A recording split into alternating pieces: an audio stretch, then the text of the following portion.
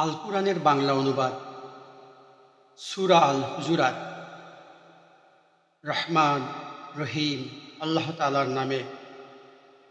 ওহে মানুষ, তোমরা যারা ঈমান এনেছ, আল্লাহ তাআলা ও তার রসুলের সামনে কখনো অগ্রণী হইও না এবং সর্বদা আল্লাহকে ভয় করে চলো।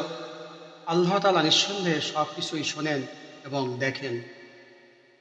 হে ঈমানদার ব্যক্তিরা, কখনো নিজেদের আওয়াজ নবীর আওয়াজের উপর উঁচু করো না এবং নিজেরা যেভাবে একে অপরের সাথে উঁচু গলায় আওয়াজ করে কথা বলো, নবীর সামনে কখনো সে ধরনের উঁচু আওয়াজ এ কথা বলো না।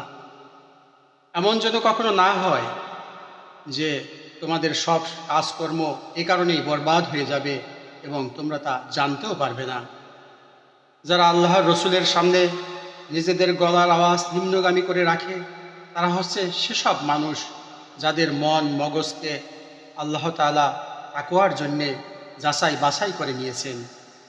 এমন ধরনের লোকদের জন্যেই রয়েছে আল্লাহর ক্ষমা ও অসীম পুরস্কার। হে নবী, যারা তোমাকে সব সময় তোমার কক্ষের বাইরে থেকে ডাকে, তাদের অধিকাংশই নির্বোধ লোক। যতক্ষণ তুমি তাদের কাছে বের হয়ে না আসো, ততক্ষণ পর্যন্ত তারা যদি ধৈর্য ধরে অপেক্ষা করত, তাহলে এটা তাদের জন্য হতো খুবই উত্তম। আল্লাহ তাআলা ক্ষমাশীল ও পরম দয়ালু।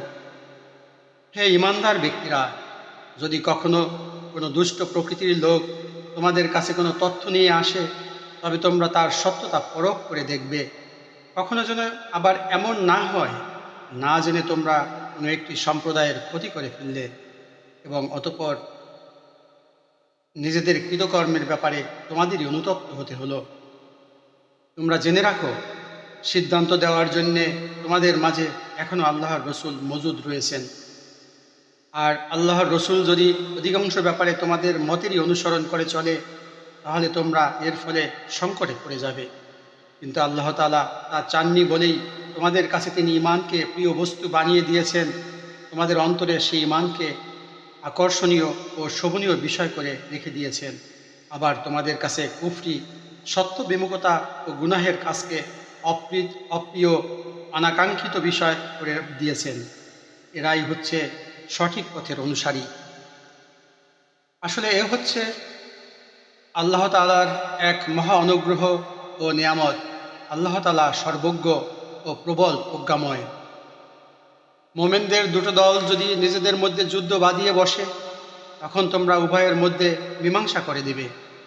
অতঃপর তাদের এক দল যদি আরেক দলের উপর জুলুম করে, তাহলে যে দলটি জুলুম করেছে তার বিরুদ্ধেই তোমরা লড়াই করো, যতক্ষণ পর্যন্ত সে দলটি সম্পূর্ণত আল্লাহর হুকুমের দিকে ফিরে না আসে। হ্যাঁ, একবার যদি সে দলটি আল্লাহর হুকুমের দিকে ফিরে আসে, তখন তোমরা দুটো দলের মাঝে ন্যায় ও ইনসাফের সাথে মীমাংসা করে দেবে এবং তোমরা ন্যায় বিচার করবে। অবশ্যই আল্লাহ ন্যায় বিচারকদের ভালোবাসেন। মোমেনরা তো একে অপরের ভাই, অতএব বিরোধ দেখা দিলে তোমাদের ভাইদের মাঝে মীমাংসা করে দাও। আল্লাহ তাআলাকে ভয় করো, আশা করা যায় তোমাদের উপর দয়া ও অনুগ্রহ করা হবে। ওহে মানুষ, তোমরা যারা ঈমান এনেছ, তোমাদের কোনো সম্প্রদায় যেন অপর সম্প্রদায়কে নিয়ে কোনো উপহাস না করে। কেননা এমনও তো হতে পারে যাদের আজ উপহাস করা হচ্ছে তারা উপহাসকারীদের চাইতে উত্তম। আবার নারীরাও যেন অন্য নারীদের উপহাস না করে, কারণ যাদের উপহাস করা হয় হতে পারে তারা উপহাসকারিণীদের চাইতে অনেক ভালো।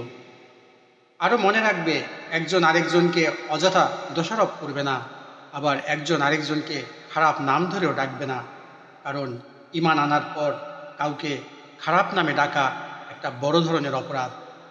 যারা এই আচরণ থেকে ফিরে না আসবে, তারা হবে সত্যিকার জালেম। হে ঈমানদার ব্যক্তিরা, তোমরা বেশি বেশি অনুমান করা থেকে বেঁচে থাকো, কেননা কিছু কিছু ক্ষেত্রে অনুমান আসলেই অপরাধ এবং একে অপরের দোষ খোঁজার জন্যে তার পেছনে গোয়েন্দাগিরি করো না, একজন আরেকজনের গীবত করো না। তোমাদের কেউ কি তার মৃত ভাইয়ের গোশত খেতে পছন্দ করবে? আর অবশ্যই তোমরা এটা অত্যন্ত ঘৃণা করো। এসব ব্যাপারে আল্লাহকে ভয় করো। নিশ্চয়ই আল্লাহ তাআলা তওবা কবুল করে এবং তিনি একান্ত দয়ালু।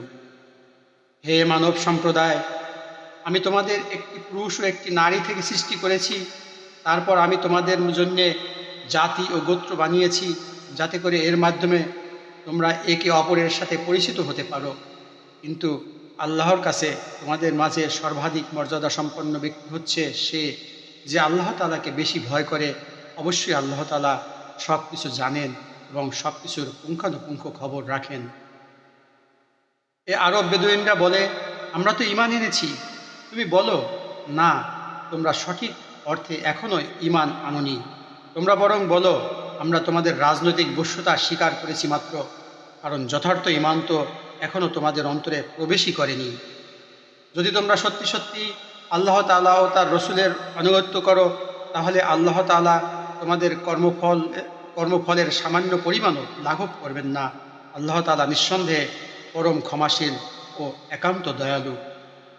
সত্যিকার ইমানদার ব্যক্তি হচ্ছে তারা, যারা আল্লাহ তাআলা ও তার রাসূলের উপর ঈমান আনে, অতঃপর আল্লাহ তাআলার বিধানে সামান্যতম সন্দেহ তারা পোষণ করে না এবং জীবন ও সম্পদ দিয়ে আল্লাহর পথে জিহাদ করে। এরাই হচ্ছে সত্যনিষ্ঠ। যারা তোমার কাছে এসেছে তাদের তুমি বলো, তোমরা কি তোমাদের দিন সম্পর্কে আল্লাহ তাআলাকে অবহিত করতে চাও? অথচ এই আকাশমণ্ডলী ও জমিনে যা কিছু আছে তার সব কিছুই আল্লাহ তাআলা জানেন। আল্লাহ তাআলা সর্ববিষয়ে সম্যক অবগত রয়েছেন। এরা তোমার কাছে প্রতিদান চায়, এজন্যে তারা তোমার বশ্যতা স্বীকার করেছে। তুমি তাদের বলো, তোমাদের এই বশ্যতা স্বীকার করার প্রতিদান চাইতে আমার কাছে এসো না।